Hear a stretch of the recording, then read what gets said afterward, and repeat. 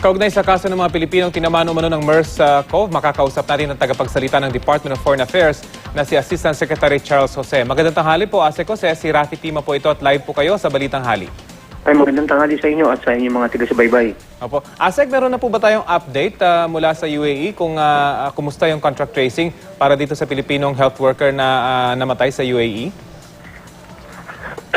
Ang latest po dyan ay yung kaanak niya ay nandun na po sa Abu Dhabi at tinutulungan po siya ng ating embahada doon. No?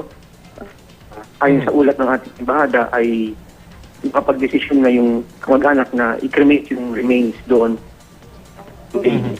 Although hindi pa malinaw sa atin kung ano eventually ang magiging decision, doon na ilibing ang abo o iuwi dito sa Pilipinas.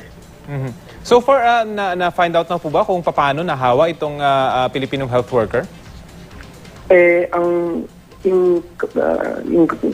Yung OFW nasawi ay isang health worker nagtatrabaho sa ospital sa Al-Ali.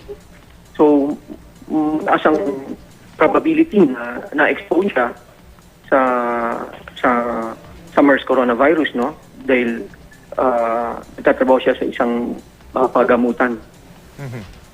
So ano pong abiso ngayon ng DFA sa iba pang mga Pilipinong health workers sa UAE? Nakausap na po ba personal ng embassy natin doon itong mga health workers na ito para pag-ingatin naman, lalo na yung mga nagtatrabaho sa mga ospital?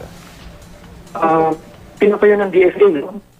Ang mga kababayan natin hindi lamang sa UAE, pati na rin sa buong Middle East, at hindi lamang mga health workers, pati lahat ng OFW natin, na mag-take sila ng kakaibang pag-iingat at mag-take sila ng mga precautionary measures at pay attention sila sa personal hygiene, lalo na paghugas ng kamay, at pinapayuhan din namin sila na sumunod at sa mga instruction na pag-uutos ng kanilang local health authorities.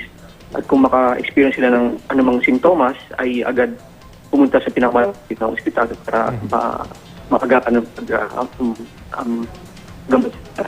Siguro abiso na rin po ito sa mga kamag-anak na dito sa Pilipinas na tawagan yung kanilang mga kamag-anak sa Middle East para pag-ingatin nga po sa sakit na ito, Asek. Tama po yun.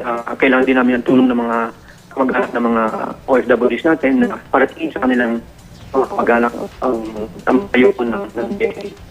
Okay, sige po. Maraming salamat, Assistant Secretary Charles Jose, tagapagsalita ng DFA. Magandang tanghali po sa inyo. Maraming po salamat sa inyo at magandang tanghali rin.